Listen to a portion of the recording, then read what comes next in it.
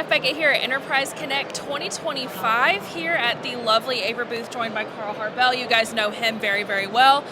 First of all, how are you? I'm doing great. Great. Yeah, the show's been awesome. We got a lot of good clients coming in, technology partners, resellers. It's been a great show. Well, you have a million new products, basically. So, I mean, that actually that adds to it. That adds to having a great show. Oh, yeah. So, first of all, it seems like the theme is kind of intelligent collaboration here in your booth. Can you explain to me and the people watching, what does that mean? So, with intelligent collaboration, we've been really focused on putting a lot of processing power on our peripherals or our equipment.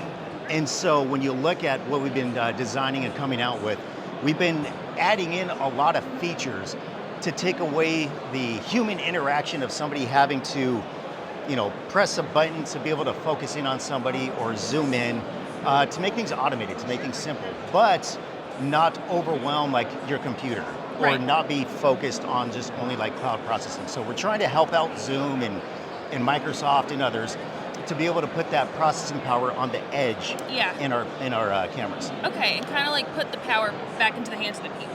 It kind of seems. Yeah, spread the love. Right. spread the processing. Yes, that's like a good way to think about it. Oh yeah. So tell me a little bit about how the products that you're showing here in your booth kind of encapsulate that a little bit.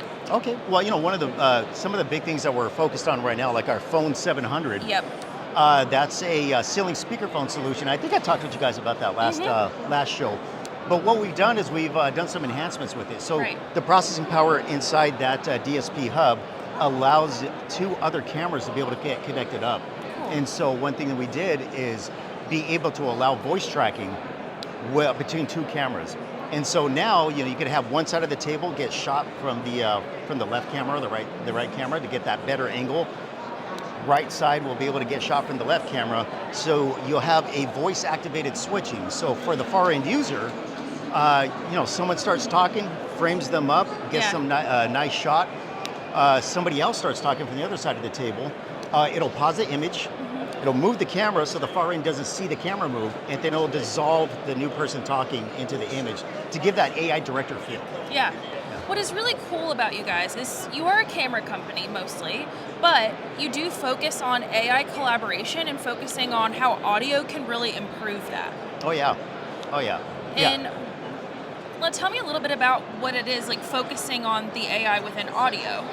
So a big portion of that is being able to establish all the main features that everybody's used to. Sure. Being able to get audio echo cancellation, automatic gain control, things of that nature.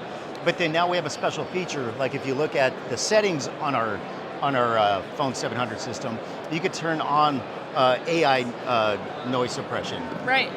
But that's where it starts looking at other environments in the conference room or other rooms, where you have like the HVAC return, loud noise sounds, things of that nature, reverberation, which is sound bouncing off the walls, all of that kind of stuff.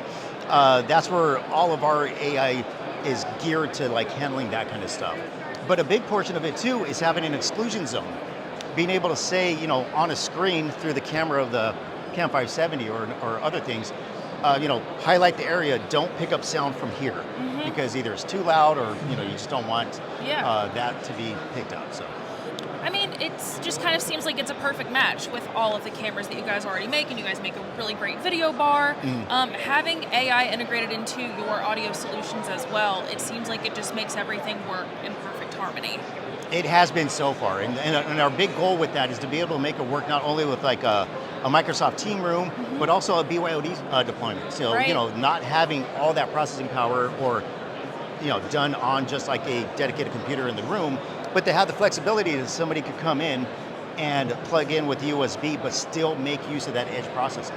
Yeah, this kind of leads to my next question a little bit. So since we're kind of in this very weird era of like hybrid work where like we're still hybrid, but most people are trying to get back into the office, it's really weird. We're kind of bringing up some really unique and interesting pain points, but I was wondering how AVer is kind of uniquely ready to answer to those pain points.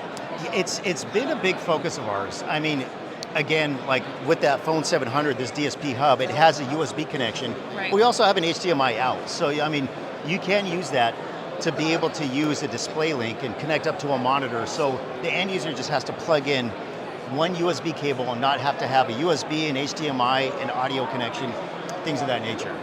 But looking at the customer pain points of what they do, because now it's a little bit different. Companies usually had a lot of conference rooms, and they still do.